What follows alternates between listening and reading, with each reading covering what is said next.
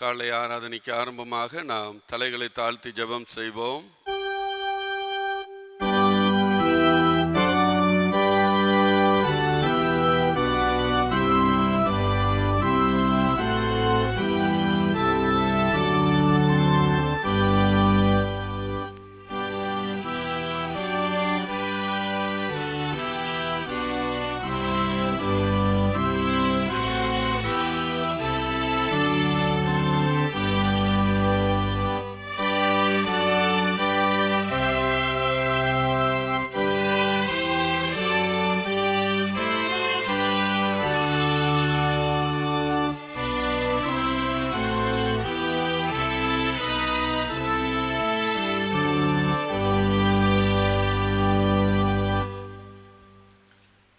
துதிகளின் மத்தியில் வாசம் செய்கின்ற எங்கள் அன்பின் ஆண்டவரே, இந்த வருடத்தின் நிறைவான மனமகிழ்ச்சி நாளுக்காக நாங்கள் உம்மை நன்றியோடு துதிக்கிறோம் ஐயா, ஸ்தோத்தரிக்கின்றோம்.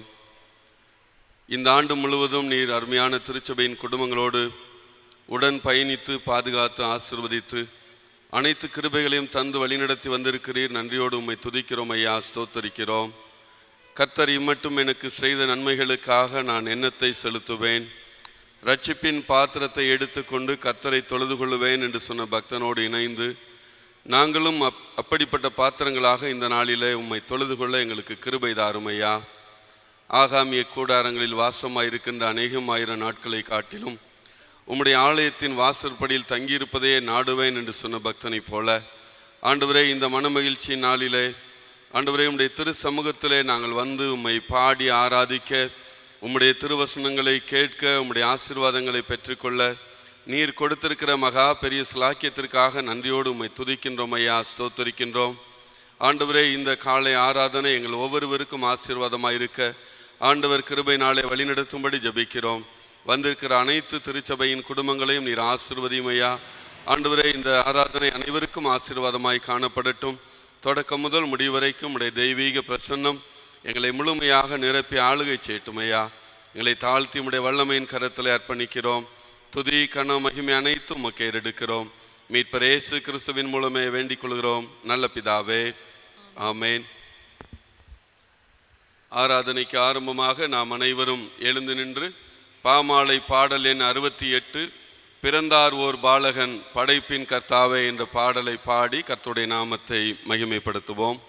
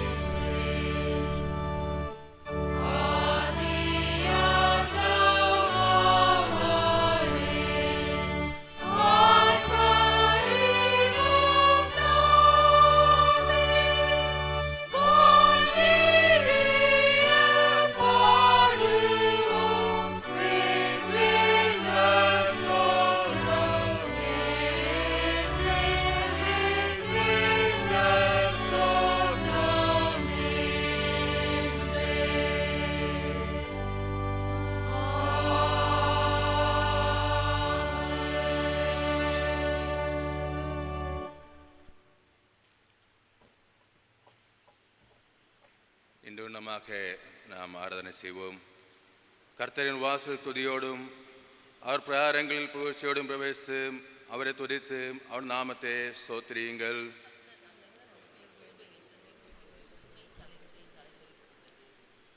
நம்மை உண்டாக்கின கர்த்தருக்கு முன்பாக நாம் பணிந்து குனிந்து முழங்கால் படியிட கடவோம். வாருங்கள்.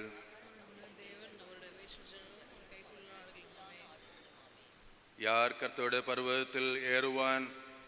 யார் அவருடைய பரிசு ஸ்தலத்தில் நிலைத்திரு? வருத்தப்பட்டு பாரம் சுமக்கிறவர்களே, நீங்கள் எல்லோரும் என்னிடத்தில் வாருங்கள், நான் உங்களுக்கு இளைப்பாறுதல் தருவேன்.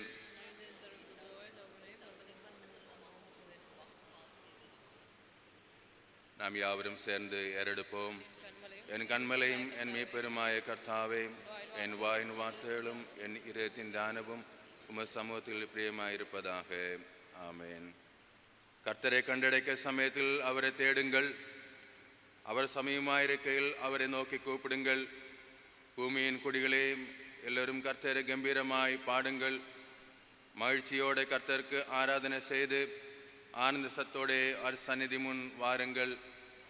கடவுள் ஆவியாயிருக்கிறார்.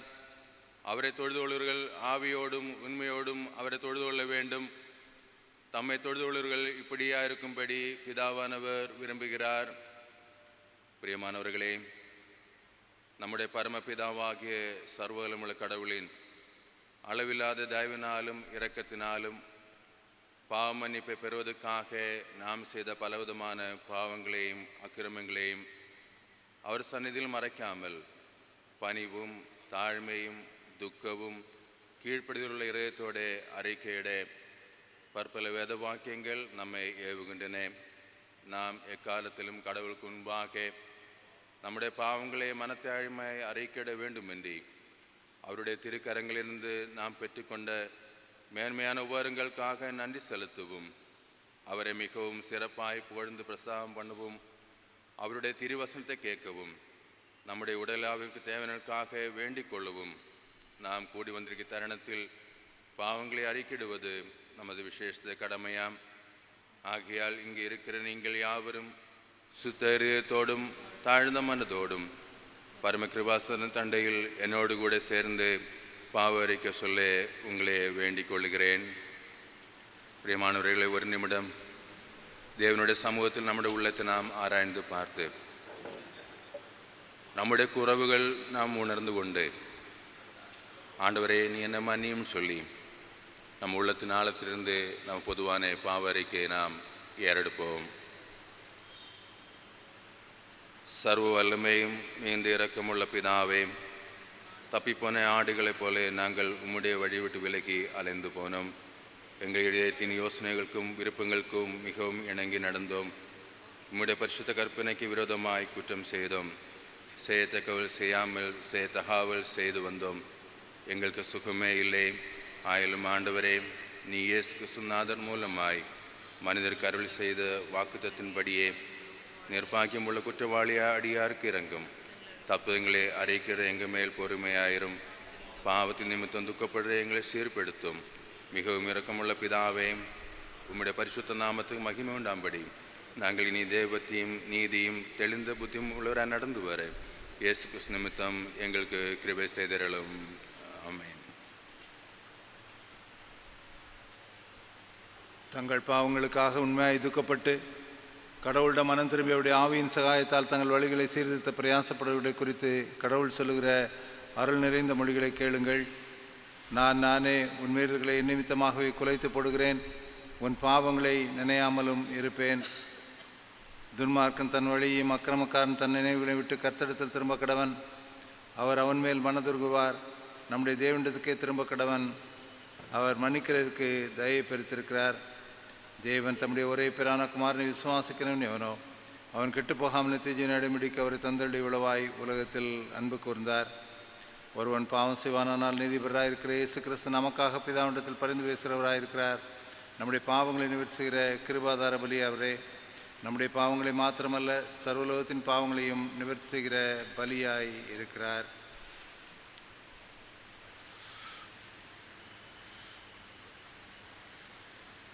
சர்வ வல்லமையும் மிகுந்த இரக்கமுள்ள ஆண்டவர், மன்னிப்பையும் பாவ நிவர்த்தியின் உங்களுக்கு கட்டளையிட்டள்ளி வாழ்வை சீர்படுத்துவதற்கான காலத்தையும் தமது பரிசுத்தாவின் கிருபையும் தேற்றரவையும் தந்தருள்வாராக.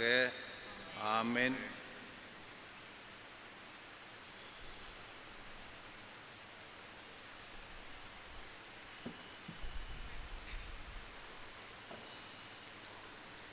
ஆண்டவர் நம்முடைய வாழ்வில் பாராட்டின அனைத்து நன்மைகளையும் நாம் நினைவு கூர்ந்து இந்த ஆண்டின் தொடக்கம் முதல் இன்று வரையிலும் ஆண்டவர் நம்மை கண்ணின் மணியைப் போல பாதுகாத்திருக்கிறார், வழி நடத்தியிருக்கிறார், கிருபைகளை தந்திருக்கிறார். இவை அனைத்தையும் நாம் உணர்ந்தவர்களாக நம்முடைய நன்றிகளை ஒன்றிணைத்து பொதுவான ஸ்தோத்திர ஜெபத்தின் வழியாக இணைந்து ஏறெடுப்போம். சர்வ வல்லமையுள்ள கடவுளை, சர்வ ஜீவ தயாபர பிதாவே, அபாத்திரான அடியாரா எங்களுக்கும் மற்றெல்லா மனிதருக்கும் தேவரீர் அருளி செய்த பற்பல கிருபைக்காகவும் அன்புள்ள தயவுக்காகவும் நாங்கள் மிகுந்த தாழ்மையோடும் முழு இருதயத்தோடும் உமக்கு ஸ்தோத்திரம் செலுத்துகிறோம். எங்களை சிருஷ்டித்ததற்காகவும் காப்பாற்றுகிறதற்காகவும் இம்மைக்குரிய எல்லா ஆசீர்வாதங்களுக்காக உம்மை துதிக்கிறோம். விசேஷமாக எங்கள் ஆண்டவர் இயேசு கிறிஸ்துவினாலே உலகத்தை மீட்டுக்கொண்ட விலைமதியாத அன்புக்காகவும் கிருபையின் எத்தனங்களுக்காகவும் மகிமையடைவோம் என்கிற நம்பிக்கைக்காக உமக்கு ஸ்தோத்திரம் செலுத்துகிறோம். நாங்கள் உண்மையாய் நன்றி எறிந்த இருதயமுள்ளவர்களாய் இருக்கவும் எங்களை முதுவூழியத்திற்கு ஒப்பு கொடுத்து எங்கள் வாழ்நாளில் உமக்கு முன்பாக பரிசுத்தமும் நீதியும் உள்ளவர்களாய் நடக்கவும் எங்கள் வாக்கினாலே மாத்திரமல்ல எங்கள் நடக்கையினாலே உம்முடைய புகழை பிரஸ்தாபப்படுத்தவும் தேவரீர் செய்த உபகாரங்கள் எல்லாவற்றையும் உணர்ந்து கொள்ளுணர்வு எங்களுக்கு அருள் செய்ய வேண்டும் என்று எங்கள் ஆண்டவர் இயேசு கிறிஸ்துவின் மூலமாய் வேண்டிக் கொள்கிறோம். அவருக்கும் தேவரீருக்கும் பரிசுத்தாவியானவருக்கும் எல்லா மேன்மை மகிமையும் சதா காலங்களிலும் உண்டாவதாக. ஆமேன். கிறிஸ்து வருகைக்கு பின்வரும் முதலாம் ஞாயிறுக்குரிய சுருக்க ஜெபம். குடும்பம் சுகமளிக்கும் இடம். இரக்கமுள்ள கடவுளே, மனுக்குலத்திற்கு குடும்பம் என்ற பரிசை வழங்கி பராமரிப்பையும் கண்டுகொள்ளும்படிக்கு குடும்ப வாழ்வை தொடர்ந்து ஆசீர்வதியும். குடும்ப அமைப்பின் வழியாக மனித வாழ்வை ஒழுங்குபடுத்தி உருவாக்குவதற்காக நாங்கள் உமக்கு நன்றியுள்ளவர்களாக இருக்கிறோம். குடும்பத்தில் நாங்கள் பகிர்வு, அன்பு செய்தல், ஒருவரை ஒருவர் மதித்தல் முதலியவைகளை கற்றுக்கொள்ளுகிறோம். ஆண்டவர் இயேசு இதை உலகில் தம்முடைய செயல்களின் வழியாக போதித்தீர். குடும்பத்தில் உள்ள ஒவ்வொரு அங்கத்தினரும் குணமடையும் இடத்தை உருவாக்க எங்களுக்கு உதவியருளும். அதன் வழியாக அவர்கள் முது தொடர்ச்சியான மன்னிப்பு, அருள், மகிழ்வு முதலியவைகளை அனுபவிக்கட்டும். உம்மோடும் தூய ஆவியானவரோடும் ஒரே கடவுளாக வாழ்ந்து ஆட்சி செய்கிற இயேசு கிறிஸ்துவின் மூலமாய் வேண்டிக் கொள்கிறோம். ஆமேன். நியாயப்பிரமாணங்களையும் தீர்க்க தரிசனங்களையும் நமது ஆண்டவர் தொகுத்தருளியது. நம்முடைய கர்த்தராகிய இயேசு கிறிஸ்து சொன்னதாவது: இஸ்ரவேலே கேள், நம்முடைய தேவனாகிய கர்த்தர் ஒருவரே கர்த்தர். உன் தேவனாகிய கர்த்தரிடத்தில் உன் முழு இருதயத்தோடும் உன் முழு ஆத்மாவோடும் உன் முழு மனதோடும் உன் முழு பலத்தோடும் அன்பு கூர்வாயாக என்பதே பிரதான கற்பனை. இதற்கு ஒப்பாயிருக்கிற இரண்டாம் கற்பனை என்னவென்றால், உன்னிடத்தில் நீ அன்பு கூறுவது போல பிறரிடத்திலும் அன்பு கூறுவாயாக என்பதே. இவைகளிலும் பெரிய கற்பனை வேறொன்றுமில்லை. இவ்விரண்டு கற்பனைகளிலும் நியாயப்பிரமாண முழுமையும் தீர்க்க தரிசனங்களும் அடங்கியிருக்கிறது என்பதே.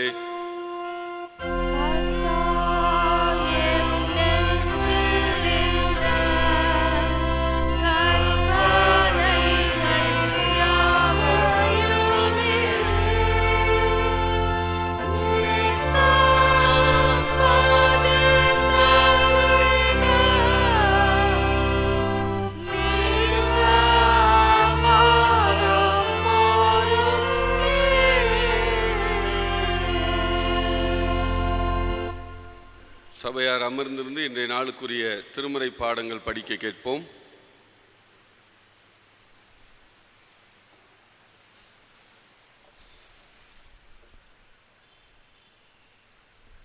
வாசிக்கும்படியாக கொடுக்கப்பட்டிருக்கின்ற முதல் திருமறை பாடும் ஆதியாகமம் 33ஆம் அதிகாரம் வசனங்கள் 1 தொடங்கி 11 முடிய. ஆதியாகமம் 33ஆம் அதிகாரம் வசனங்கள் 1 முதல் 11 வரை. யாக்கோபு தன் கண்களை ஏறெடுத்து, இதோ ஏசாவும் அவனோடே கூட 400 மனிதரும் வருகிறதைக் கண்டு, பிள்ளைகளை லேயாளிடத்திலும் ராகேலிடத்திலும் 2 பணிவிடைக்காரரிடத்திலும் வெவ்வேறாக்கு பிரித்து வைத்து, பணிவிடைக்காரிகளையும் அவர்கள் பிள்ளைகளையும் முதலிலும், லேயாளையும் அவள் பிள்ளைகளை இடையிலும்,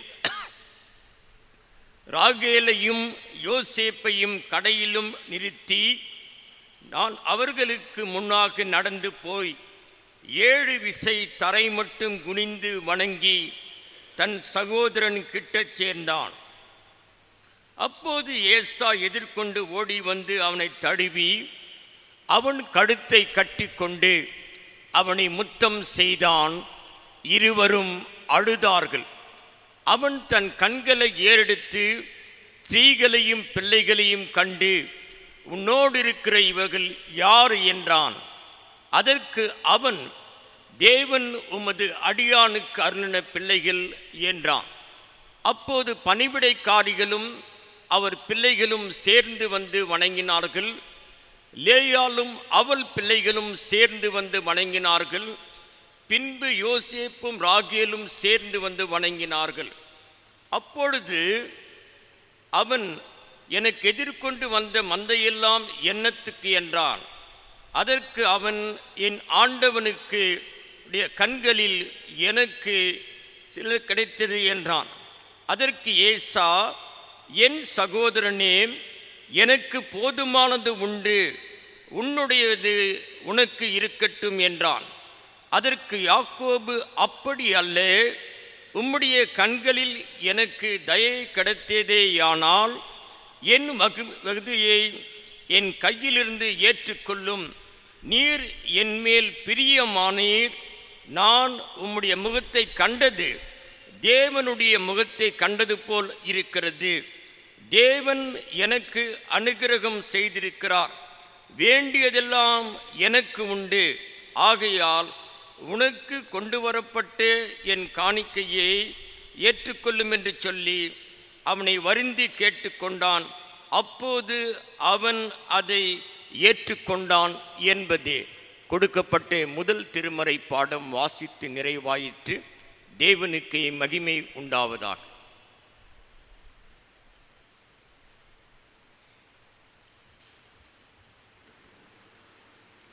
வாசிக்கும்படியாக திறந்து கொண்ட 2ஆம் வேத பாடம் எபேசியர் 6ஆம் அதிகாரம் 1-9 முடிய.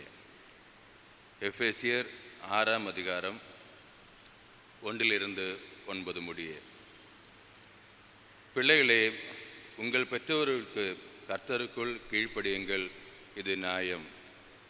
உனக்கு நன்மை உண்டாயிருப்பதற்கும் பூமியிலே உன் வாழ்நாள் நீடிப்பதற்கும் உன் தகப்பனையும் உன் தாயையும் கனம் பண்ணுவியாக என்பதே வாக்குத்தத்தம் உள்ள முதலாம் கற்பனையாய் இருக்கிறது.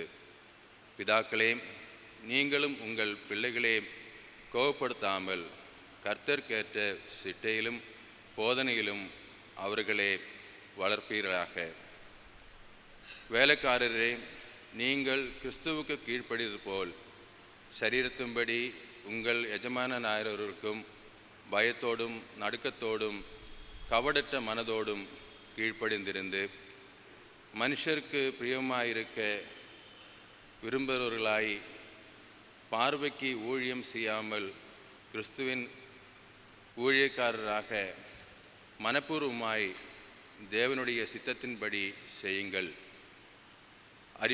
அடிமைகளானாலும் சுயாதீனமுள்ளவரானாலும் அவனவன் செய்கிற நன்மையின்படியே கர்த்தரிடத்தில் பலன் அடைவான் என்று அறிந்து மனுஷருக்கென்று ஊழியம் செய்யாமல் கர்த்தர்க்கென்றே நல் மனதோடே ஊழியம் செய்யுங்கள். எஜமான்களே, அப்படியே நீங்களும் வேலைக்காரருக்கு செய்ய வேண்டியவர்களே செய்து அவர்களுக்கும் உங்களுக்கும் எஜமானவர் பரலோகத்தில் இருக்கிறார் என்று அவரிடத்தில் பட்சபாதம் இல்லை என்றும் அறிந்து கடும் சொல் விட்டுவிடுங்கள். வாசிக்க வேண்டிய வேத பாடம் வாசித்து முடிந்தது. தேவனுக்கே மகிமை உண்டாவதாக.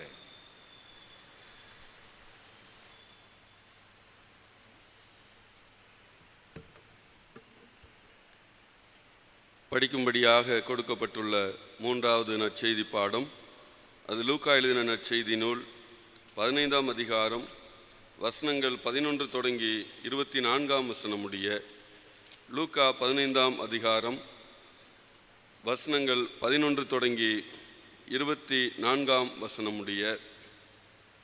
பின்னும் இயேசு சொன்னது, ஒரு மனுஷனுக்கு 2 குமாரர் இருந்தார்கள். அவர்களில் இளையவன் தகப்பனை நோக்கி, தகப்பனே, ஆஸ்தியில் எனக்கு வரும் பங்கை எனக்கு தர வேண்டும் என்றான். அந்தப்படி அவன் அவர்களுக்கு தன் ஆஸ்தியை பங்கிட்டு கொடுத்தான்.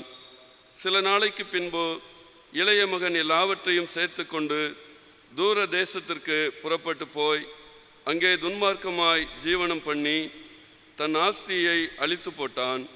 எல்லாவற்றையும் அவன் செலவழித்த பின்பு அந்த தேசத்திலே கொடிய பஞ்சம் உண்டாயிற்று.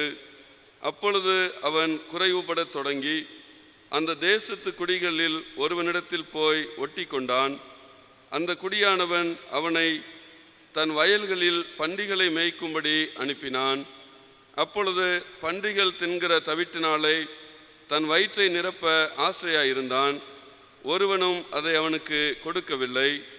அவனுக்கு புத்தி தெளிந்தபோது அவன், என் தகப்பனுடைய கூலிக்காரர் எத்தனையோ பேருக்கு பூர்த்தியான சாப்பாடு இருக்கிறது, நானோ பசியினால் சாகிறேன். நான் எழுந்து என் தகப்பனிடத்திற்கு போய், தகப்பனே, பரத்துக்கு விரோதமாகவும் உமக்கு முன்பாகவும் பாவம் செய்தேன் என்பேன். இனிமேல் உம்முடைய குமாரன் என்று சொல்லப்படுவதற்கு நான் பாத்திரன் அல்ல. உம்முடைய கூலிக்காரரில் ஒருவனாக என்னை வைத்து கொள்ளும் என்பேன் என்று சொல்லி எழுந்து புறப்பட்டு தன் தகப்பனிடத்தில் வந்தான். அவன் தூரத்தில் வரும்போதே அவனுடைய தகப்பன் அவனை கண்டு மனதுருகி ஓடி அவன் கழுத்தை கட்டிக்கொண்டு அவனை முத்தம் செய்தான். குமாரன் தகப்பனை நோக்கி, தகப்பனே, பரத்துக்கு விரோதமாகவும் உமக்கு முன்பாகவும் பாவம் செய்தேன். இனிமேல் உம்முடைய குமாரன் என்று சொல்லப்படுவதற்கு நான் பாத்திரன் அல்ல என்று சொன்னான். அப்பொழுது தகப்பன் தன் ஊழியக்காரரை நோக்கி, நீங்கள் உயர்ந்த வஸ்திரத்தை கொண்டு வந்து இவனுக்கு உடுத்தி இவன் கைக்கு மோதிரத்தையும் கால்களுக்கு பாதரட்சைகளையும் போடுங்கள். கொளுத்த கன்றை கொண்டு வந்து அடியுங்கள். நாம் புசித்து சந்தோஷமாய் இருப்போம். என் குமாரனாகி இவன் மரித்தான், திரும்பவும் உயிர்த்தான், காணாமற் போனான், திரும்பவும் காணப்பட்டான் என்றான். அப்படியே அவர்கள் சந்தோஷப்பட தொடங்கினார்கள் என்பதை படிக்க வேண்டிய நற்செய்தி பாடம் படித்து நிறைவாயிற்று. கிறிஸ்துவுக்கே மகிமை உண்டாவதாக. நாம் அனைவரும் நின்றவண்ணமாக நம்முடைய விசுவாசத்தை அப்போஸ்தல விசுவாச பிரமாணத்தின் வழியாக உறுதிப்படுத்துவோம். வானத்தையும் பூமியையும் படைத்த சர்வ வல்லமையுள்ள பிதாவாகிய கடவுளை விசுவாசிக்கிறேன். அவருடைய ஒரே குமாரனாகிய நம்முடைய நாதர் இயேசு கிறிஸ்துவை விசுவாசிக்கிறேன். அவர் பரிசுத்த ஆவியினாலே கன்னிமரியிடத்தில் உற்பவித்து பிறந்தார். பொந்தி பிலாத்துவின் காலத்தில் பாடுபட்டு சிலுவையில் அறையுண்டு மரித்து அடக்கம் பண்ணப்பட்டு பாதாளத்தில் இறங்கினார். 3ஆம் நாள் மரித்தோரிடத்திலிருந்து எழுந்தள்ளினார். பரமண்டலத்துக்கு ஏறி சர்வ வல்லமையுள்ள பிதாவாகிய கடவுளின் வலது பார்சத்தில் வீற்றிருக்கிறார். அவ்விடத்திலிருந்து உயிருள்ளோரை மரித்தோரையும் நியாயந்திருக்க வருவார். பரிசுத்த ஆவியை விசுவாசிக்கின்றேன். பொதுவாயிருக்கிற பரிசுத்த சபையும் பரிசுத்தவான்களுடைய ஐக்கியமும் பாவ மன்னிப்பும் சரீர உயிர்த்தெழுதலும் நித்திய ஜீவனும் உண்டென்று விசுவாசிக்கிறேன். ஆமேன். நாம் அனைவரும் அமர்ந்திருந்து திருச்சபைக்கான அறிவிப்புகள் அறிவிக்க கேட்போம்.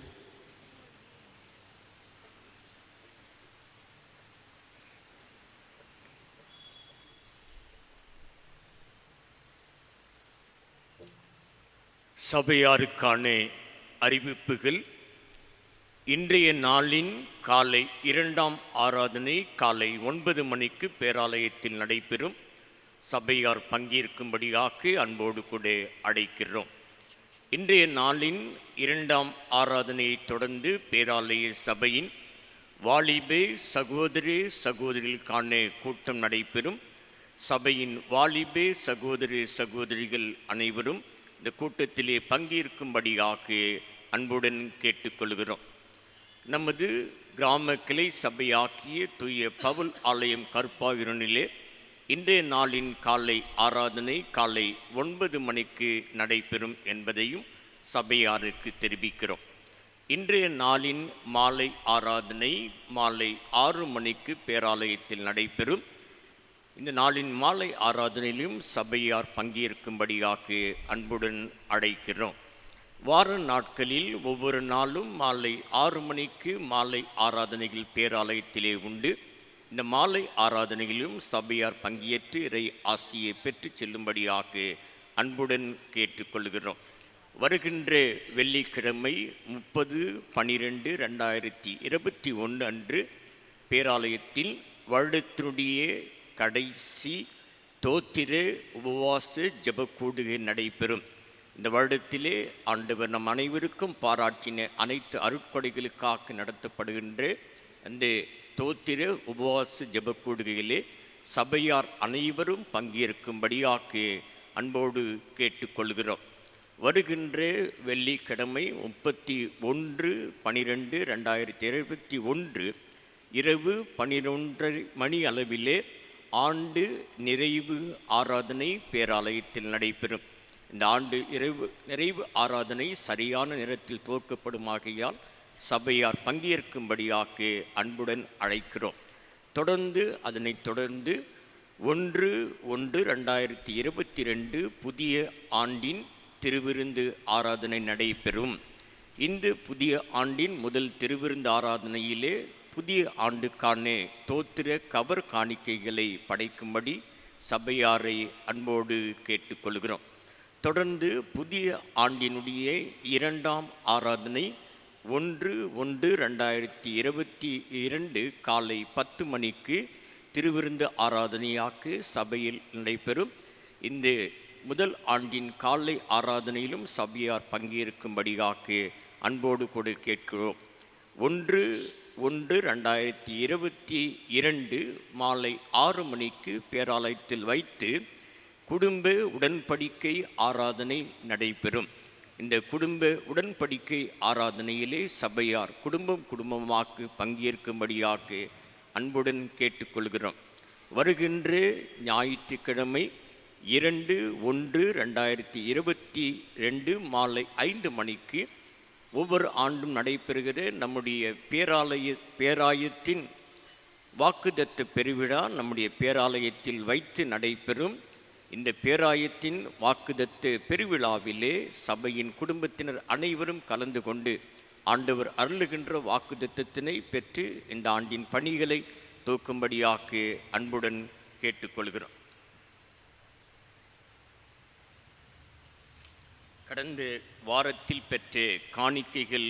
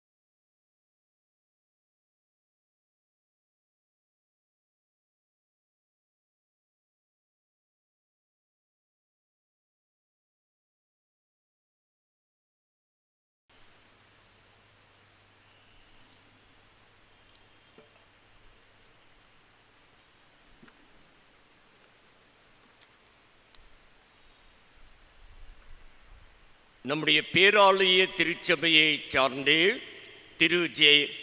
ஆபிரகாம் ராஜசேகரன் திருமதி ஜே அற்புதராணி அவர்களுடைய மகள் செல்வி ஏ ஜெனிஃபர் ரத்னகுமாரியும், மதுரை ராமநாதபுரம் பேராயும், மதுரை இளந்தோப்பு ஆயர்வட்டம் சிஎஸ்ஐ இளந்தோப்பு கிறிஸ்து ஆலயத்தின் அங்கத்தினரான திரு டி அலெக்சாண்டர் ஷெப்பர்ட், திருமதி பியூலா கலாவதி அவர்களுடைய மகன் செல்வன் ஏ அருண் மேத்தி குமாரும் திருமண வாழ்வில் இணைக்கப்பட இருக்கிறார்கள் என்பதை சபையாருக்கு அறிவிக்கிறேன்.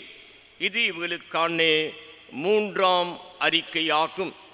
நம்முடைய பேராலய திருச்சபையை சார்ந்து திரு எஸ் ராஜா, திருமதி ஆர் ராணி அவருடைய மகன் செல்வன் ஆர் மணிகண்டனும், மதுரை ராமநாதபுரம் பேராயும் கதீட்ரல் ஆயர்வட்டம் சிஎஸ்ஐ பேராலயத்தின் அங்கத்தினரான Thiru M Premkumar, Thirumathi P rosemary அவருடைய மகள் செல்வி பி பிரியதர்ஷினியும் திருமண வாழ்வில் இணைக்கப்பட இருக்கிறார்கள் என்பதை திருச்சபைக்கு அறிவிக்கிறேன்.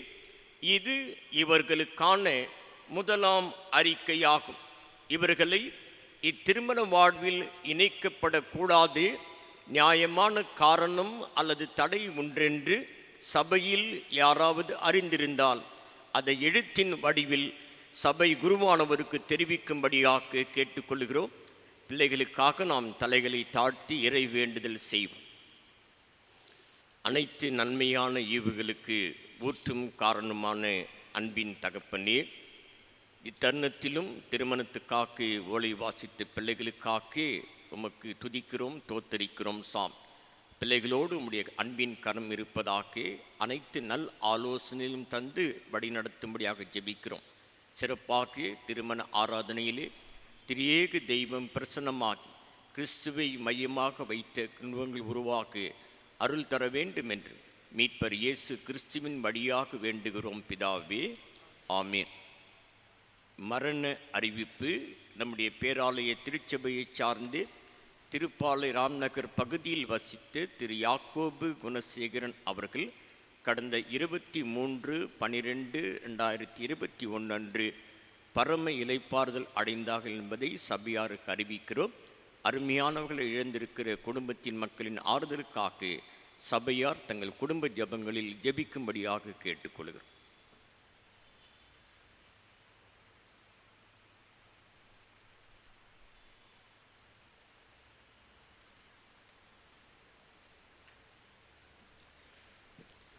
நாம் அனைவரும் எழுந்து நின்று கீர்த்தனை பாடல் எண் 396 கிறிஸ்தவ இல்லறமே என்ற பாடலை பாடுவோம். தேவைப்படுமாயின் அதனை தொடர்ந்து கீர்த்தனை 34 ஆரிவர் ஆராரோ என்ற பாடலை பாடுவோம். அத்தருணத்திலே திருச்சபைக்கான 1ஆம் காணிக்கைகளை படைப்போம்.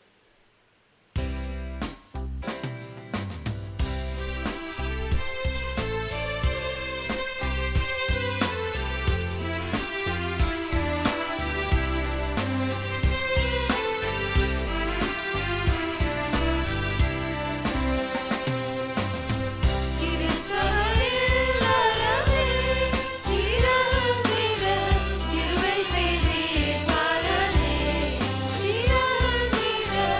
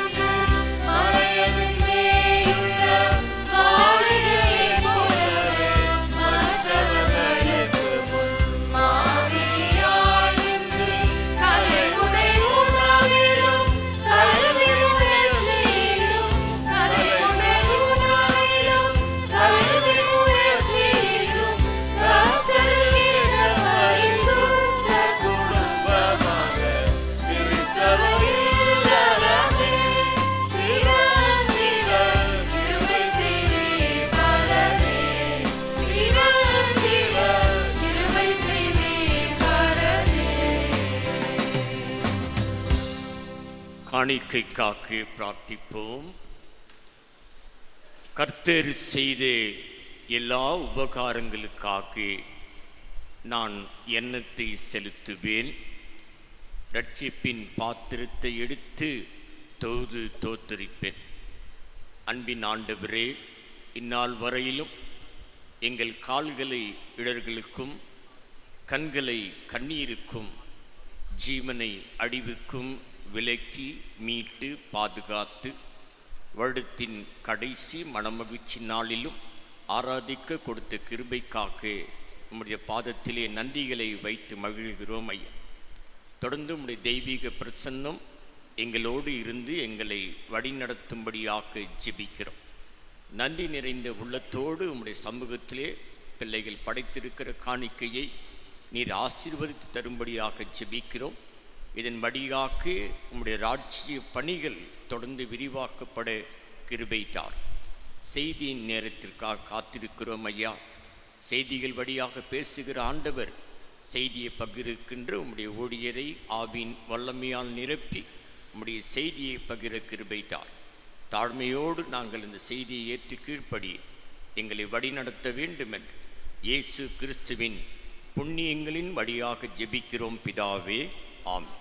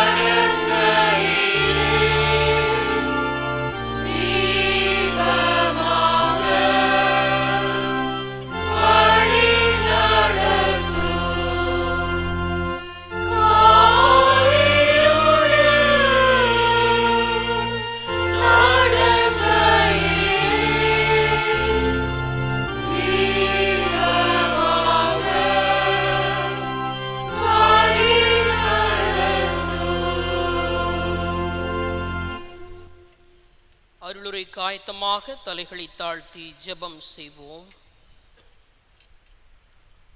உலகத்திலே ஒளி உதிக்கும் முன்னே எழுந்து இதயத்தையே நீரே இருப்பதற்கு திறந்து உதயத்திலே ஒளி உதிக்கும் முன்னே எழுந்து இதயத்தையே நீரே இருப்பதற்கு திறந்து சிரத்தினையே உந்தன் சேவடியில் பணிந்து சிரத்தினையே உந்தன் சேவடியில் பணிந்து கரத்தினையே குவித்து கண்களில் நீர் வடித்து கரத்தினையே குவித்து கண்களில் நீர் வடித்து இறைவரே உம்மை பாடி புகழ்ந்திட எமக்கே வரம் அருள்வாய். எழிசையாலே எமக்கே வரம் அருள்வாய்.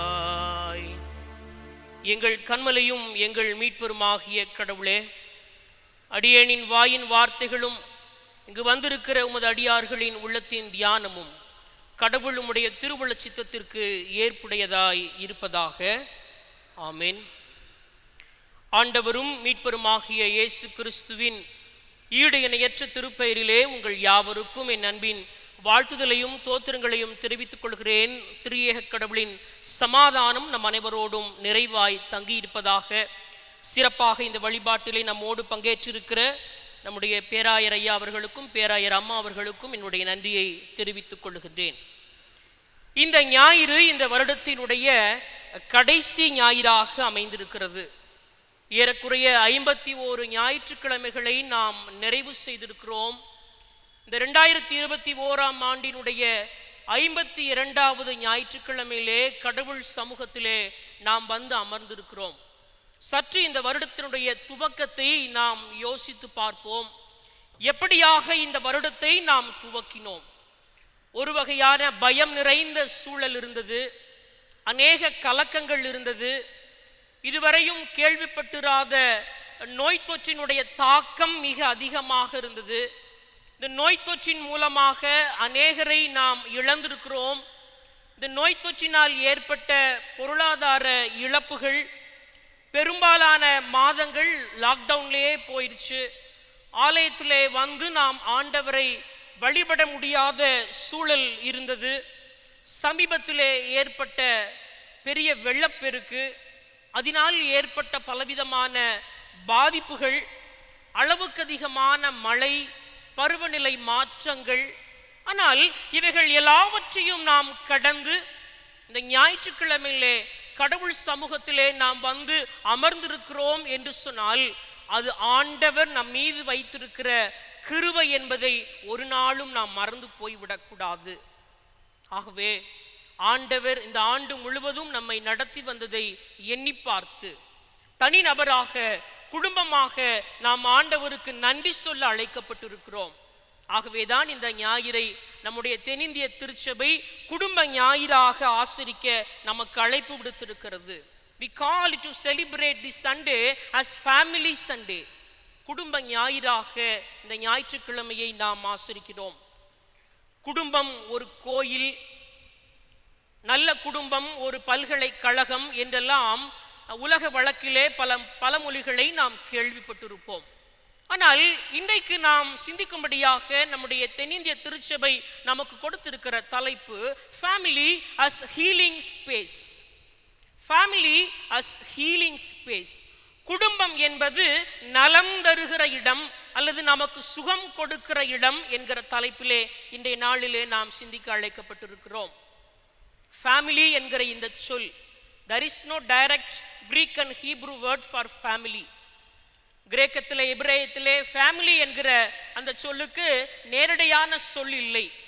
ஹவுஸ் அல்லது ஹவுஸ் ஹோல்ட் என்கிற பதம் தான் திருமறையிலே பயன்படுத்தப்பட்டிருக்கிறது. ஓய்கியா என்கிற கிரேக்க சொல்லும் பேட்டியா என்கின்ற எபிரேய சொல்லும் பயன்படுத்தப்பட்டிருக்கிறது.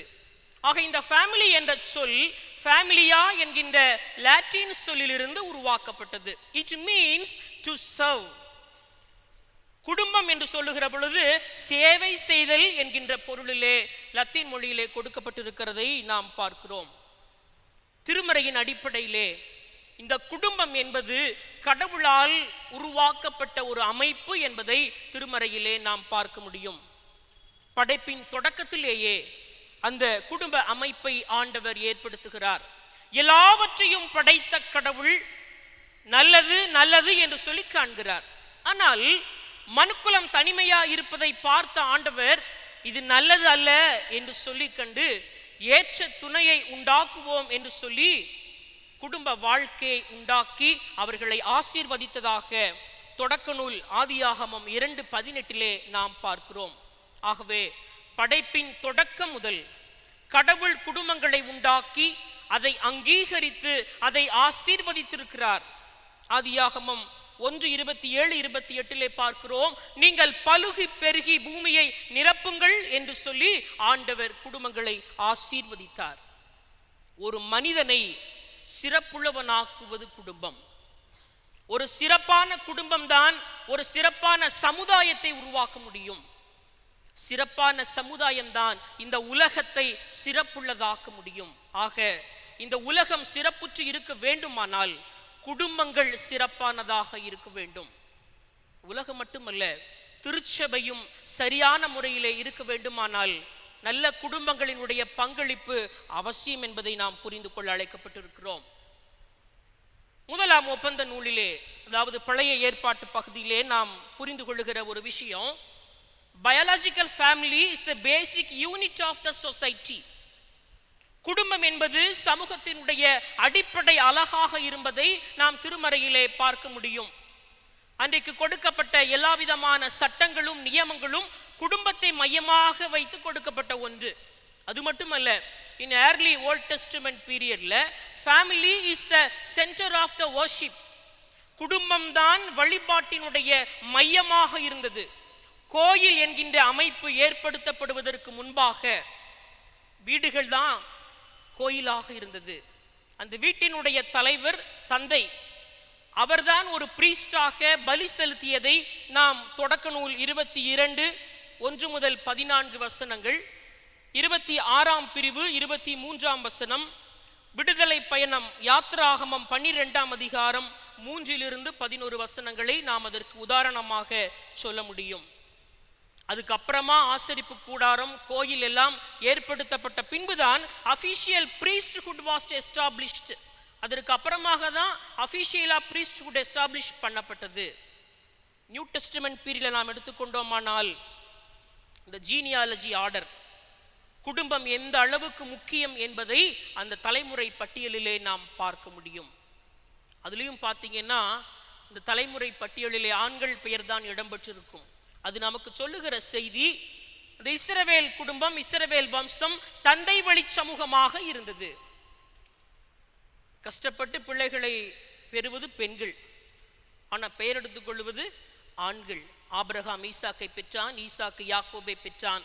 தந்தை வழி சமூகமாக இந்த உலகம் இருந்தது என்பதை அந்த தலைமுறையை பட்டியலில் இருந்து நாம் புரிந்து கொள்ள முடியும். அது மட்டுமல்ல, இந்த குடும்ப அமைப்பினுடைய அடிப்படை திருமணம் என்பதை நாம் திருமறையிலே பார்க்க முடியும். Family is the beginning of the society. சமூகத்தினுடைய முதல் அழகே குடும்பமாக நாம் பார்க்க முடியும். ஆனால் இன்றைக்கு குடும்பம் பற்றிய சரியான புரிதல் இல்லாத காரணத்தினால் பல குடும்பங்களிலே பிரச்சனைகள் ஏற்படுவதையும் நாம் பார்க்க முடியும். இந்த சூழலில் தான் குடும்பம் என்கிறது நலம் அருளுகிற இடம் என்கின்ற இந்த தலைப்பு நாம் சற்று ஆழமாக சிந்திக்க வேண்டிய தேவை இருக்கிறது. ஒரு காலகட்டத்தில் நம்முடைய சமுதாயம் கூட்டு குடும்பமாக இருந்தது.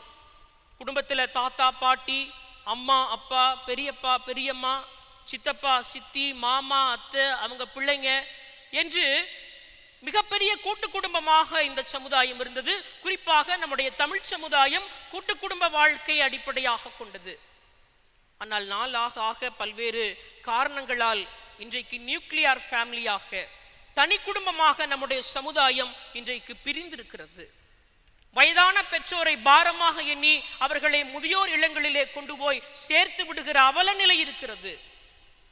ஒரு தாய்க்கு 10 பிள்ளைங்க இருந்தா கூட கஷ்டப்பட்டு அவர்களை வளர்த்து விடுவார்கள். ஆனால் அந்த 10 பிள்ளையும் சேர்ந்து ஒரு தாயை காப்பாற்றுவது என்பது இப்பொழுது கடினமாக இருக்கிறது. அண்ணன் வீட்டில் 2 மாதம், அடுத்து அவன் வீட்டில் 2 மாதம், இவன் வீட்டில் 2 மாதம் என்று பங்கு போடுகிற நிலையை நாம் கண்கூடாக பார்க்க முடியும். ஒருத்தர் என்கிட்ட சொன்னார், ஐயா நான் கூட்டு குடும்பத்தில் தான் இருக்கிறேன் என்று சொன்னார். எனக்கு ரொம்ப ஆச்சரியமாக இருந்தது. இந்த 21ஆம் நூற்றாண்டிலே கூட்டு குடும்பமாக இருக்கிறாரா? அவர் சொன்னார், ஆமாயா, நான், என் மனைவி, என் பிள்ளைங்க நாங்கள் கூட்டாக வசிக்கிறோம், நாங்கள் கூட்டு குடும்பமாக இருக்கிறோம் என்று சொன்னார். ஒருவேளை இதை சற்று நாம் ஆழமாக யோசிக்க வேண்டிய தேவை இருக்கிறது. இன்றைக்கு மனைவி பிள்ளைகளோடு கணவனாக குடும்பமாக சேர்ந்திருப்பது என்பதே இன்றைய சூழலிலே மிக கடினமாக இருக்கிறது. அநேக குடும்பங்களிலே பிரிவுகள் ஏற்பட்டு இன்று மனவிலக்கு பெறுகிற நிலையிலே இருக்கிறோம். ஒருவேளை தனி குடும்பமாக இருந்தாலும் அங்கே அந்த பாச பிணைப்பு ஒற்றுமை இருக்கிறதா, பிரச்சனை இல்லாமல் என்று பார்த்தால் இன்றைக்கு இந்த தகவல் தொழில்நுட்ப வளர்ச்சி குடும்பத்திலே பெருத்த இடைவெளியை உண்டாக்கி இருக்கிறது. இதெல்லாம் ஒரு புறம் இருக்க, இன்னொரு புறத்திலே லிவ் இன் ரிலேஷன்ஷிப் என்கிற ஒரு வாழ்வியல் முறை இன்றைக்கு வளரத் தொடங்கி இருக்கிறது. திருமணம் செய்து கொள்ள வேண்டிய அவசியமே இல்லை. பிடிச்சிருந்தா 2 பேரும் சேர்ந்து வாழலாம், பிடிக்காட்டா 2 பேரும் பிரிந்து போய் வேறொருவரோடு வாழ்ந்து கொள்ளலாம் என்கிற வாழ்வியல் முறை இன்றைக்கு இந்தியாவில் மட்டுமல்ல, தமிழகத்திலே சென்னை, கோவை போன்ற பெருநகரங்களிலே இந்த வாழ்வியல் முறையும் இன்றைக்கு தலை தூக்க தொடங்கி இருக்கிறது. அன்புக்குரியவர்களே, இது கடவுள் ஏற்படுத்திய குடும்பம் என்கிற அமைப்புக்கும் கடவுளுக்கும் எதிரானது என்பதை நாம் புரிந்து கொள்ள அழைக்கப்பட்டிருக்கின்றோம். ஆக திருமறையின் அடிப்படையிலே கிறிஸ்தவ குடும்பங்கள் இன்றைக்கு எப்படி இருக்க வேண்டும், குடும்பத்திலே இருக்கிற பெற்றோர்களினுடைய கடமைகள் என்ன, கணவன் மனைவி உறவு எப்படி இருக்க வேண்டும், பிள்ளைகளினுடைய பொறுப்புகள் என்ன என்பதை நாம் வாசிக்க கேட்ட இந்த 3 திருமறை பகுதிகளையும் ஆதாரமாக கொண்டு மிகச் சுருக்கமாக உங்களோடு நான் பகிர்ந்து கொள்ள விரும்புகிறேன். முதலாவதாக, there is a partiality and particularity in love. பாரபட்சமான அன்பு காட்டப்பட்ட ஒரு குடும்பத்தை உங்கள் முன்பாக நான் கொண்டு வர விரும்புகிறேன். நாம் வாசிக்கேட்ட 1ஆம் திருமறை பகுதி ஈசாக்கினுடைய குடும்பம், இதற்கு எடுத்துக்காட்டாக நாம் சொல்ல முடியும். இஸ்ரவேலினுடைய குடும்ப அமைப்பிலே மூத்த மகன் தலைமகன்தான் உரிமையை அல்லது ஆசியை பெற்றுக்கொள்ள, சொத்தை பெற்றுக்கொள்ள உரிமையானவன். ஆக ஈசாக்கினுடைய தலைமகன் ஏசாதான் அதற்கு முழு தகுதி உடையவன், அவன் தான் பெற்றுக்கொள்ள வேண்டும். அவ்வாறு அந்த ஆசியை கொடுக்கிற பொழுது எல்லா குடும்ப உறுப்பினர்களையும் வர வைத்து அவர்களுக்கு முன்பாக கொடுக்க வேண்டும். ஆனா இந்த ஏசா கூழுக்காக யாக்கோபின் இடத்திலே அந்த ஆசியை விற்று போட்டதை நாம் படிக்கிறோம். யாக்கோபும் தன்னுடைய தகப்பனை ஏமாற்றி அந்த ஆசியை பெற்றுக்கொள்கிறான். அவருடைய தாய் ரெபேக்காளும் தன்னுடைய மகனுக்கு தவறான ஆலோசனையை கொடுக்கிறதை இந்த பகுதியிலே நாம் பார்க்கிறோம். ஆக பசிக்காக தன்னுடைய ஆசியை விற்று போட்ட மூத்த மகன் ஏசா, ருசிக்காக ஏமாற்றப்பட்ட தந்தை ஈசாக்கு, பாசத்துக்காக தன்னுடைய இளைய மகனுக்கு தவறான ஆலோசனை தந்த ரெபேக்காள், தன் தகப்பனையும் தன் சகோதரனையும் ஏமாற்றி தாயின் ஆலோசனையை தவறாக பெற்ற இளைய மகன் யாக்கோபு, இந்த 4 பேரும் இந்த பகுதியிலே சுயநலக்காரர்களாக இருக்கிறார்கள் என்பதை நாம் புரிந்து கொள்ள வேண்டும். ஒரு குடும்பத்திலே பாரபட்சமான அன்பு காட்டப்படுகிற போது, தவறான ஆலோசனை இருக்கிற பொழுது என்ன மாதிரியான விளைவுகளை சந்திக்கும் என்பதற்கு இந்த பகுதியில் இடம்பெற்றிருக்கிற ஈசாக்கின் குடும்பம் நமக்கு உதாரணமாக இருக்கிறது. முதல்ல ஈசாக்கு கணவன் தந்தை என்கிற 2 உறவு நிலையை கொண்டவர். ரெபேக்காளுக்கு கணவன், தன் பிள்ளைகளுக்கு தகப்பன். ஏறக்குறைய 137 வயதாகும் போது ஈசாக்குக்கு இந்த நிகழ்வு நடப்பதாக நாம் திருமறையிலே பார்க்க முடியும். குடும்பத்தில் இந்த சேஷ்ட புத்திரபாகம், அதாவது தலைமகன் உரிமை, இதை அந்த ஆசியை குடும்ப உறுப்பினர்கள் மத்தியிலே தான் கொடுக்க வேண்டும். ஆனால் இங்கு ஈசாக்கு தன்னுடைய மனைவியை அழைக்கவில்லை, தன் இளைய மகனை அழைக்கவில்லை, குடும்பத்தின் உறுப்பினர்களை அழைக்கவில்லை. மாறாக ஏசாவை மட்டும் அழைத்து ருசியான ஆகாரத்தை எனக்கு செய்து கொண்டு வா என்று சொல்லி ஏசாவை அழைத்து சொல்லுவதை நாம் பார்க்க முடியும். அது மட்டுமல்ல, ஆதியாகமம் 25ஆம் அதிகாரம் 23ஆம் 24ஆம் வசனத்திலே நாம் பார்க்கிறோம், இளைய மகனை மூத்தவன் சேவிக்க வேண்டும் என்று சொல்லப்பட்ட அந்த வாக்கை மறந்து ருசியுள்ளவற்றின் மேல் வாஞ்சை வைத்து அந்த ஆசியை ஏசாவுக்கு கொடுக்க முற்படுவதை நாம் பார்க்க முடியும்.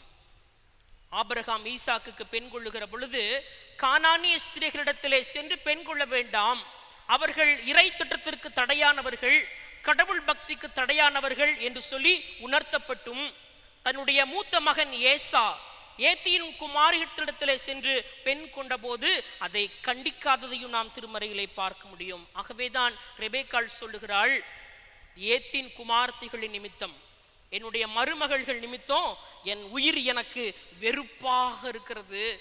என் மருமகளை யோசிச்சாலே எனக்கு வெறுப்பா இருக்குது. பல குடும்பங்கள்ல பல மாமியார்களின் புலம்பல் இதுதான். ஒரு போதகர் ஒருவர் மேரேஜ் கவுன்சிலிங் கொடுத்து கொண்டிருந்தாராம்.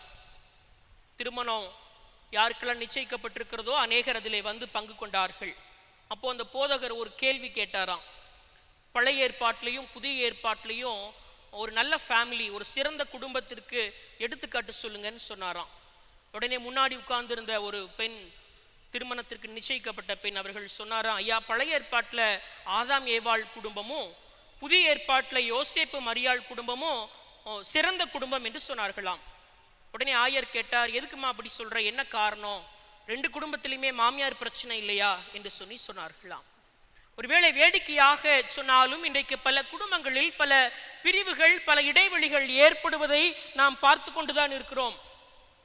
ஆக இங்கு இந்த பகுதியிலே நாம் பார்க்கிறோம், ஈசாக்கு தன்னுடைய கடமையிலே, கணவன் என்கிற பொறுப்பிலே, தகப்பன் என்கிற பொறுப்பிலே தீர்க்கமாக நடந்து கொள்ளவில்லை, மனைவியினிடத்திலே ஆலோசனை கேட்கவில்லை, பிள்ளைகளுக்கு சரியான வகையிலே ஆசியை கொடுக்க முன்வரவில்லை என்பதை இந்த பகுதி நமக்கு உணர்த்துகிறது. இரண்டாவதாக, மனைவி என்கிற ஸ்தானத்தையும் தாய் என்ற ஸ்தானத்தையும் பெற்றிருந்த ரெபேக்காள் கண் பார்வை குறைந்த தன்னுடைய கணவனிடத்திலே உண்மையை சொல்லவில்லை, அவரை ஏமாற்ற முற்படுகிறார். தன்னுடைய இளைய மகனுக்கு தவறான ஆலோசனையை கொடுக்கிறாள். ஒரு மனைவி கணவனிடத்திலே எதையும் மறைக்க கூடாது. இருவருக்குள்ளும் ஒளிவு மறைவில்லாத உண்மைத்தன்மை அவசியம் என்பதை இந்த பகுதியிலிருந்து நாம் கற்றுக்கொள்ள முடியும். ஆதியாகமம் 27ஆம் அதிகாரம் 44ஆம் 45ஆம் வசனத்திலே நாம் பார்க்கிறோம், தவறான ஆலோசனையை கொடுத்து, நீ இங்கிருந்து புறப்பட்டு போய் லாபான் இடத்துக்கு ஓடிப்போ என்று சொல்லுகிறார். அங்கு ஓடிப்போனல்ல, யாக்கோபு ஏறக்குறைய 20 ஆண்டுகள் அங்கே தங்கியிருந்தான். யாரை மிக அதிகமாக நேசித்தாலோ அந்த உறவை இழக்க வேண்டிய சூழல் ரெபேக்காளுக்கு ஏற்பட்டது. நம்மிடத்திலே உண்மைத்தன்மை இல்லை என்று சொன்னால், நம்மிடத்திலே வெளிப்படைத்தன்மை இல்லை என்று சொன்னால், பல சூழல்களில் பல நேரங்களில் நாம் பலரை இழக்க நேரிடும் என்பதற்கு இந்த பகுதி நமக்கு உதாரணமாக இருக்கிறது. 20 ஆண்டுகள் கழிச்சு மீண்டும் யாக்கோபு வர்றாரு. ஆனால் நேசித்த அந்த தாய் ரெபேக்காள் உயிரோடு இல்லை. ஆக இந்த பகுதியிலே ரெபேக்காள் தன் கணவனிடத்திலே உண்மையாக இல்லை, பிள்ளைகளிடத்திலே பாரபட்சமாக நடந்து கொள்ளுகிறதை இந்த பகுதியிலே நாம் பார்க்க முடியும். மூன்றாவதாக மூத்த மகன் ஏசா. மகன் என்கிற ஸ்தானம், அண்ணன் என்கிற ஸ்தானம். கடவுள் பயம் இல்லாமல் தன்னுடைய இஷ்டப்படி ஏத்தின் குமார்த்திகளிடத்திலே சென்று திருமணம் செய்து கொள்ளுகிறார். தொடக்க நூல் 26:35 நாம் பார்க்கிறோம், ஏசா மற்றும் அவனது மனைவியின் நிமித்தம் ஈசாக்கும் ரெபேக்காளும் மனக்கசப்பு அடைந்தார்கள் என்று போடப்பட்டிருக்கிறது. அது மட்டுமல்ல, தன்னுடைய ஆசையை குறித்து அவன் கவலையற்றவனாக இருந்தான். ஒரு நேர கூழுக்காக தன்னுடைய தலைமகன் உரிமையை அவன் விற்று போடுகிறான். நாமும் பல நேரங்களில் சில நிமிட சிற்றின்பத்திற்காக, நலனுக்காக பல நேரங்களிலே பெரிய ஆசையை நாம் இழந்து விடுகிறோம். தவறு நேர்ந்ததுக்கு அப்புறமா ஏசா கண்ணீர் விடுகிறான், கோபப்படுகிறான், தன் உடன் பிறந்த சகோதரனையே கொலை செய்ய வேண்டும் என்று துடிக்கின்றான். ஆக இந்த பகுதியிலே ஏசாவும் ஒரு நல்ல அண்ணனாக, ஒரு நல்ல மகனாக இந்த பகுதியிலே தீர்க்கமாய் நடந்து கொள்ளவில்லை. இறுதியாக யாக்கோபு, இளைய மகன் என்கிற ஸ்தானம், தம்பி என்கிற உறவு நிலையும் இருக்கிறது. தன்னுடைய தாய்க்கு ரொம்ப பாசமான மகன். ஆனால் இவனுடைய எண்ணம் எல்லாம் அந்த சேஷ்ட புத்திர பாகத்தை, தலைமகன் உரிமையை எப்படியாவது பெற்றுவிட வேண்டும் என்பதிலேதான் குறியாக இருந்தான். ஆதியாகமம் 27 15, 16 நாம் பார்க்கிறோம், அவன் தகப்பனை ஏமாற்றுகிறான். ஆள் மாறாட்டம் செய்கிறாரு, குரல் மாற்றம் செய்கிறார், உடை மாற்றம் செய்கிறார், பல வழிகளிலே ஏமாற்றி அந்த ஆசையை பெற்றுக்கொள்ளுகிறார். ஆனால் ஏமாற்றி பெற்றுக்கொண்ட அந்த ஆசையை அனுபவிக்க முடியாமல் 20 ஆண்டுகள் எங்கோ சென்று வாழ்ந்ததை நாம் பார்க்கிறோம். தாயினுடைய, தகப்பனுடைய அரவணைப்பு கிடைக்காமல், அன்பு கிடைக்காமல், உடன் பிறந்தவனின் அன்பு கிடைக்காமல் எங்கேயோ சென்று வாழுகின்றார். ஆக இங்கு யாக்கோபும் தன்னுடைய கடமையிலே தீர்க்கமாக நடந்து கொள்ளவில்லை என்பதை இந்த பகுதி நமக்கு உணர்த்துகிறது. அன்புக்குரியவர்களே, குடும்பத்திலே இருக்கிற தந்தை, தாய் அல்லது கணவன், மனைவி, பிள்ளைகள் சரிவர நடக்காத பொழுது எத்தகைய விளைவுகளை சந்தித்தார்கள் என்பதற்கு இந்த பகுதி நமக்கு உதாரணமாக அமைந்திருக்கிறது. இந்த சூழலிலே எப்படி குடும்பம் நமக்கு நலம் அருளும் இடமாக இருக்க முடியும்? Number 1, healing by reconciliation. ஒப்புரவின் மூலமாக நாம் நலனை பெற்றுக் கொள்கிறோம். நாம் வாசி கேட்ட 1ஆம் திருமறை பகுதியிலே ஒப்புரவாகுதலை குறித்து மிக அழகாக நமக்கு உணர்த்தப்பட்டிருக்கிறது. யாக்கோபு தன் தவறை உணர்கிறார். 20 ஆண்டுகள் கழித்து மீண்டுமாக தன் சகோதரனை பார்க்க, குடும்பத்தினரை பார்க்க, தன் மனைவிகளோடும் பிள்ளைகளோடும் தான் சம்பாதித்த அனைத்து உடைமைகளோடும் அவர் வருகிறார்.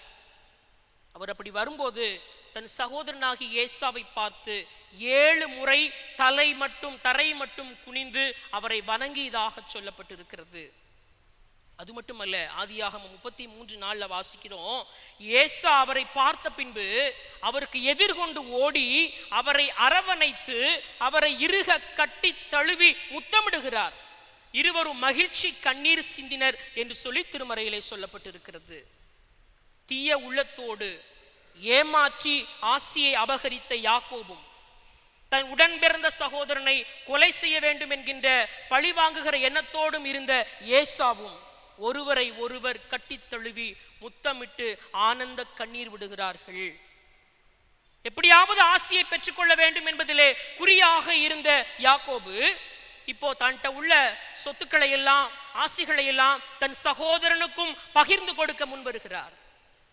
அன்புக்குரியவர்களே, இந்த ஒப்புரவு என்பது குடும்பங்களிலே மிக அவசியம் என்பதை இந்த பகுதி நமக்கு உணர்த்துகின்றது. குடும்பங்களில் பிரச்சனைகள் வரத்தான் செய்தோம். சண்டைகள் வரத்தான் செய்யும். ஆனால் இந்த ரிகன்சிலேஷன், ஒப்புரவு என்பதுதான் குடும்பத்திலே நமக்கு நலனை தரும் என்பதை இந்த பகுதி நமக்கு உணர்த்துகின்றது. Number 2, healing by relationship. உறவுகளின் வழியாக நாம் நலனை பெற்றுக்கொள்ளுதல். குடும்பத்திலே இந்த உறவுகள் என்பது மிக மிக அவசியமான ஒன்று.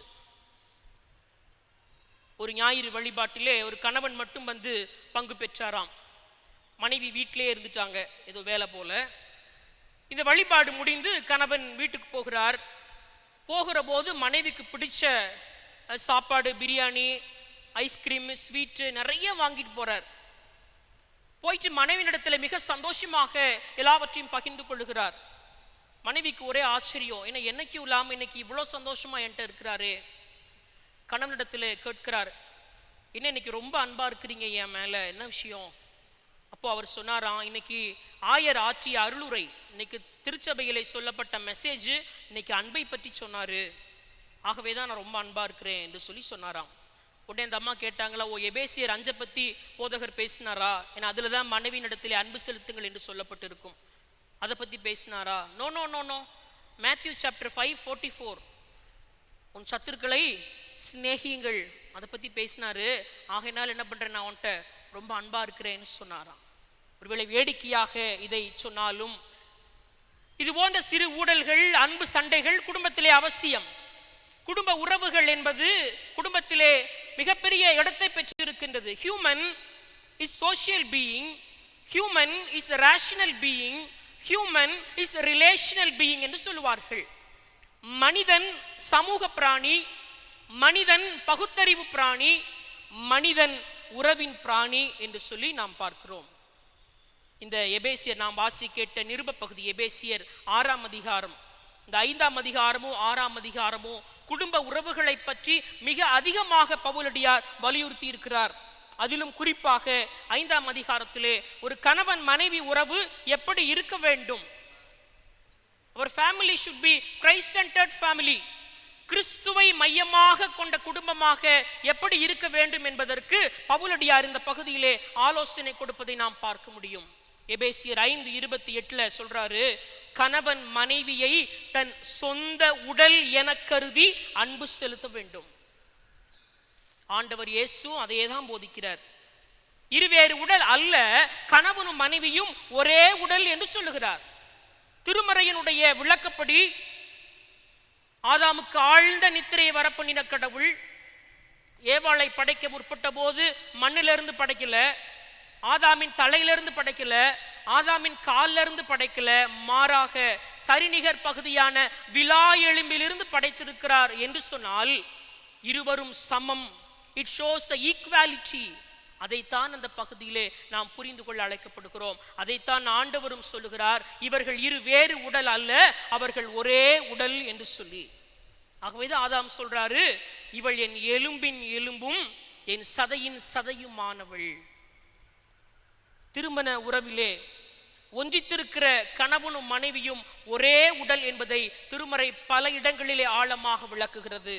1 பேதுரு 3ஆம் அதிகாரம் 1ஆம் வசனம், தீத்து 2ஆம் அதிகாரம் 4ஆம் வசனம், 1 கொரிந்தியர் 7ஆம் அதிகாரம் 3ஆம் வசனம், இவைகளில் எல்லாம் நாம் பார்க்கிறோம், ஒருவரை ஒருவர் கணவனும் மனைவியும் அன்பு செய்ய வேண்டும், கிறிஸ்துவை மையமாக கொண்ட இல்லறத்தை கட்டி எழுப்ப வேண்டும் என்று சொல்லுகிறார்.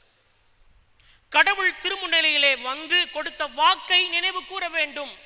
இன்பத்திலும் துன்பத்திலும் வாழ்விலும் தாழ்விலும் சுகத்திலும் சுகவீனத்திலும் வாழ்வின் இறுதி வரை நான் உன்னை நேசிப்பேன், உன்னை காப்பாற்றுவேன், உனக்கு கீழ்ப்படிந்திருப்பேன் என்று சொன்ன வாக்குறுதியை ஒவ்வொரு நாளும் கணவனும் மனைவியும் நினைவிலே கொள்ள வேண்டும். முடிஞ்சா ஃப்ரேம் போட்டு கூட வச்சுக்கலாம். எப்பெல்லாம் பிரச்சனை வருதோ, எப்பெல்லாம் சண்டை வருதோ, எப்பெல்லாம் இவை எனக்கு ஒத்து வராது, இவள்கிட்ட நாம் பிரிந்து போக வேண்டும் என்று யோசிக்கிறோமோ, அப்பெல்லாம் கடவுள் சமூகத்திலே சொன்ன வாக்குறுதிகளை நாம் யோசித்து பார்க்க வேண்டும். அன்புக்குரியவர்களே, ஆண்டவர் நமக்கு கொடுத்திருக்கிற துணை, அவரால் நியமிக்கப்பட்ட உறவு. இந்த கணவன் மனைவி உறவு என்பது கனத்திற்குரிய உறவு. அதை அற்பமாக எண்ணி நாம் பாழாக்கி விட வேண்டாம். எபேசியர் 5:25 பார்க்கிறோம், கிறிஸ்து திருச்சபை மீது அன்பு செலுத்தியதை போல மனைவியினிடத்திலே அன்பு செலுத்த வேண்டும். ஏனெனில் கிறிஸ்து திருச்சபை மீது அன்பு செலுத்தி அதற்காக தம்மையே ஒப்புவித்தார் என்று வசனம் சொல்லுகிறது. அந்த அன்பு எப்படிப்பட்ட அன்பா? தன்னையே இழக்க துணிகிற அன்பு. கிறிஸ்து எப்படி திருச்சபைக்காக தன்னுடைய உயிரை தியாகமாக கொடுத்தாரோ, தன்னையே அர்ப்பணித்தாரோ, அப்படிப்பட்ட அன்பு கணவனிடத்திலே மனைவியிடத்திலே இருக்க வேண்டும். கணவன் மனைவிக்காக தன்னை இழக்கவும், மனைவி கணவனுக்காக தன்னை இழக்கவும் அப்படிப்பட்ட அன்பிலே நிலைத்திருக்க வேண்டும் என்று சொல்லி திருமறை நமக்கு கற்றுக் கொடுக்கிறது. சிட்னி ஹாரிஸ் என்கிற ஒரு அறிஞர் சொல்லுகிறார், சிறந்த பெற்றோர் யார் என்பதற்கு இப்படி அடையாளம் காட்டுகிறார். கண்டிப்பின் பின்னே கனிவை கொண்ட தந்தையும் கனிவின் பின்னே கண்டிப்பாயிருக்கிற தாயும் நல்ல பெற்றோர்கள் என்று குறிப்பிடுகிறார். ரொம்ப ஓவரா செல்லமும் கொடுக்கக்கூடாது, அதே நேரத்தில் ஓவராக கண்டிப்பும் இருக்கக்கூடாது. கனிவும் கண்டிப்பும் சரிநிகராக குடும்பங்களிலே இருக்கிற பொழுதுதான் சிறந்த பிள்ளைகளை உருவாக்க முடியும் என்று சொல்லி அவர் ஆலோசனை கொடுக்கிறார். எபேசியர் 6:1 அதைத்தான் பார்க்கிறோம். பிள்ளைகள் பெற்றோருக்கு கீழ்ப்படிந்து நடக்க வேண்டும். வாக்குத்தத்தத்தோடு கூடிய முதலாம் கற்பனை என்னங்க? வாக்குத்தத்தத்தோடு கூடிய முதலாம் கற்பனை, பூமியிலே உன் வாழ்நாட்கள் நீடித்திருப்பதற்கு உன் தகப்பனையும் தாயையும் கனம் பண்ணுவாயாக. வாக்குத்தத்தத்தோடு கூடிய முதலாம் கற்பனை. ஆனால் இன்றைக்கு பெற்றோர் பிள்ளைகள் உறவு நிலை எப்படி இருக்கிறது என்று சொல்லி எண்ணி பார்க்க நாம் அழைக்கப்படுகிறோம். அப்பா டியூட்டிக்கு போயிடுறாங்க, அம்மா டியூட்டிக்கு போயிடுறாங்க, பிள்ளைங்க ஸ்கூலுக்கோ வேலைக்கோ போய் ஈவினிங் தான் எல்லாம் வர்றோம். வந்ததும் ஆளுக்கு ஒரு ஃபோன் எடுத்துக்கொள்கிறோம். நம்முடைய உறவு நிலைகள் எல்லாம் இன்னைக்கு இந்த கைபேசியோடு அடங்கி விடுகிறது. நேரம் ஒதுக்கி ஒருவரோடு ஒருவர் பேசவோ பகிர்ந்து கொள்ளவோ இன்றைக்கு நேரம் இல்லாமல் இருக்கிறது. Please find some time for your family in your busy schedule. நம்முடைய பிள்ளைகளுக்கு நேரம் ஒதுக்காததால் தான் பல நேரங்களில் குடும்பத்துக்கு வெளியே அவங்க ஆலோசனை தேட முற்படுகிறார்கள். ஃபோனில், சமூக ஊடகங்களில் முகம் தெரியாத நபர்களிடத்திலே அன்பை பகிர்ந்து கொள்ளுகிறார்கள். அதனால் ஏற்படுகிற விளைவுகளை நாம் அனுதினமும் தொலைக்காட்சிகளிலே பார்த்து கொண்டுதான் இருக்கிறோம். ஆகவேதான் மேலை நாடுகளில் நெட் ஃபாஸ்டிங் டே என்ற ஒன்றை கொண்டு வந்திருக்கிறார்கள். நெட் ஃபாஸ்டிங் டே. ஃபாஸ்டிங்னா சாப்பிடாம இருக்கிறது.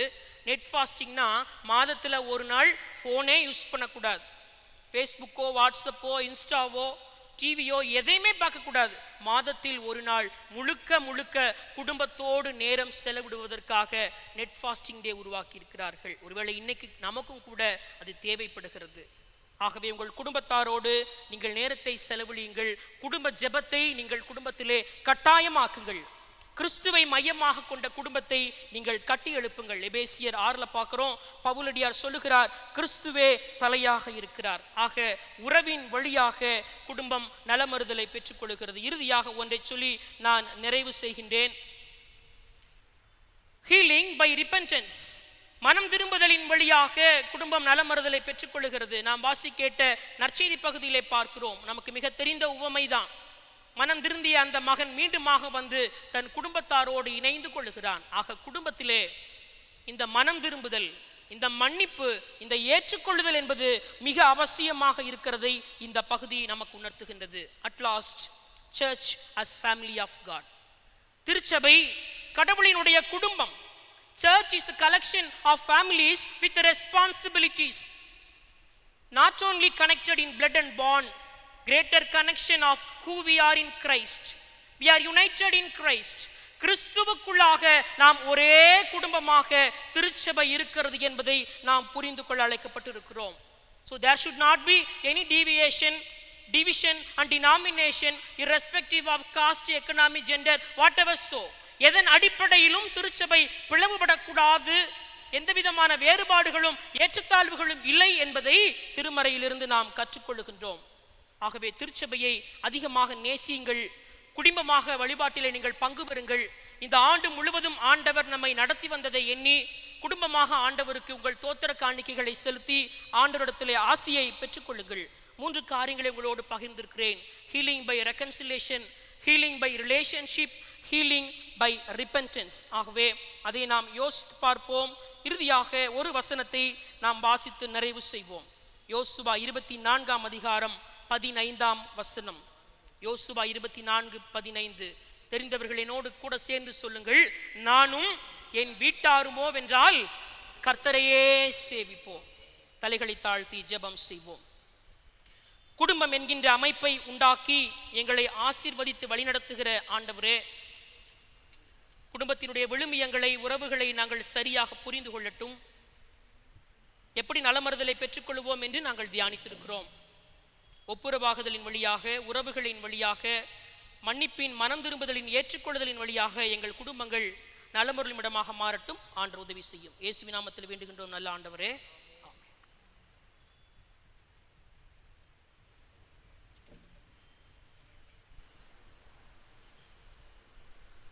நாம் அமர்ந்த நிலையில் புத்தளிச்சி பாடல் 47, நானும் என் வீட்டாருமோ வென்றால் கர்த்தரையே செவிப்போம் என்ற பாடலை பாடுவோம். தேவைப்படுமாயின் புத்தளிச்சி 88, போற்றி துதிப்போம் எம் தேவதேவனை என்ற பாடலை பாடுவோம். அப்பொழுது திருச்சபைக்கான 2ஆம் காணிக்கை படைப்போம்.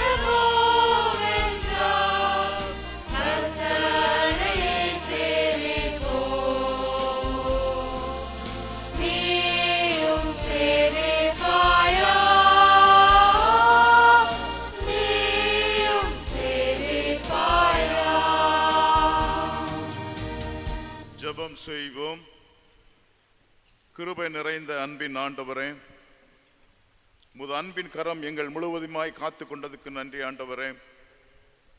நாங்கள் படைத்திருக்கின்ற காணிக்கையை நீர் அங்கீகரித்து ஆசீர்வதிக்கும்படியாய் வேண்டுதல் செய்கின்றோம். நாங்கள் எந்த நோக்கத்திற்காக படைத்திருக்கிறோம் என்பதை நீர் அறிவீர் ஆண்டவரே. அந்த நோக்கம் முழுமையாக செயல்பட உம்முடைய பரிபூர்ண கிருபையினால் ஆற்றல் படுத்தும்படியாய் வேண்டுகின்றோம். நீர் செய்த நன்மைகளை நாங்கள் நினைத்து உமக்கு தோத்திரங்களை எடுத்த ஒவ்வொரு குடும்பத்திற்காக ஜெபிக்கின்றோம். குடும்பத்திலே தலைவராயிருக்கிறேன், ஆலோசனை கர்த்தராயிருக்கிறேன். ஏறெடுக்கிற விண்ணப்பங்களுக்கு செவி சாய்த்து ஏற்ற வழியிலே பலனை கொடுத்திருக்கிறேன். நன்றி செலுத்துகின்றோம். தொடர்ந்து உம்முடைய வழிநடத்தலும் ஆலோசனையும் ஒவ்வொரு குடும்பத்திலே முழுமை தந்து காக்கும்படியாக வேண்டுகின்றோம். இந்த நாளிலும் உம்முடைய வார்த்தையை நாங்கள் பகிர்ந்தோம்.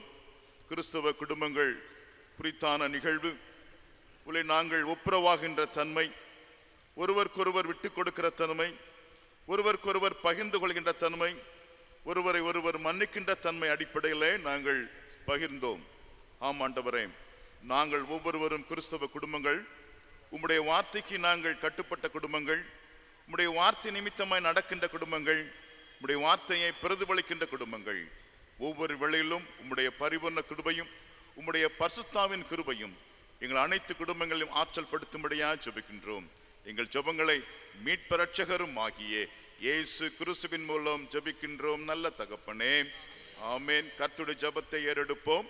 பரமன்ல இருக்கிற எங்கள் பிதாவே, உடைய நாமம் பரிசுத்தப்படுவதாக, உடைய ராஜ்யம் வருவதாக, உடைய சித்தம் பரமத்திலே செய்யப்படுவது போல நாம் நிற்கிற போல எங்கள் குற்றங்களை எனக்கு மன்னியும், சோன் பிரேசிக்கப்படாமல் தீமை என்று ரசித்துக் கொள்ளும். ராஜ்யம் வல்லமை மைமையும் என்றைக்கும் ஆமென். எல்லா புத்திக்கும் மேலான தேவ சமாதானம் உங்களோடு இருந்து நீங்கள் கடவுளையுடைய குமாரனாகிய நாதர் இயேசு கிறிஸ்துவை பற்றி அறிவில் அன்பில் வைத்திருக்கும்படி உங்கள் இதயத்தின் சிந்தையும் காக்கடவுது. பிதா, குமாரன், பரிசுத்தாயுமாகிய சர்வநபர்ந்த கடவுளுடைய ஆசீர்வாதம் உங்களுக்குள்ளே இருந்து எப்பொழுதும் உங்களுடைய நிலைத்திருக்க கடவுது.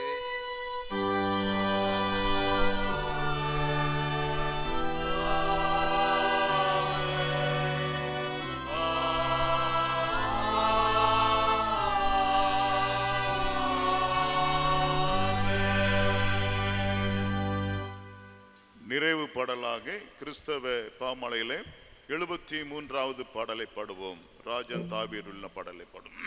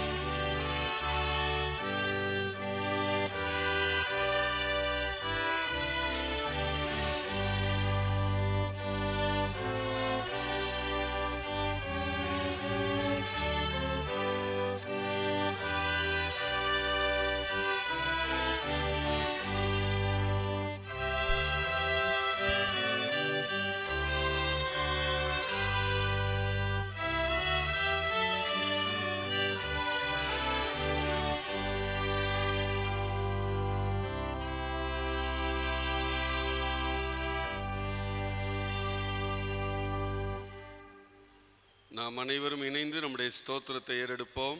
என் ஆத்துமாவே கர்த்தரை ஸ்தோத்திரி, என் முழு உள்ளமே அவருடைய பரிசுத்த நாமத்தை ஸ்தோத்திரி. என் ஆத்துமாவே கர்த்தரை ஸ்தோத்திரி, கர்த்தர் செய்த சகல உபகாரங்களை மறவாதே. ஆமென். கர்த்தர் உங்களோடு இருப்பாராக. இந்த நாளின் செய்தியிலே கேட்ட வண்ணமாக நாம் ஒப்புரவாகும் சிந்தனையுடனும் மனம் திரும்புதலின் சிந்தனையுடனும் குடும்ப உறவை பேணி காக்கின்ற எண்ணத்தோடும் தேவ சமாதானத்தோடும் சென்று வருவோமாக.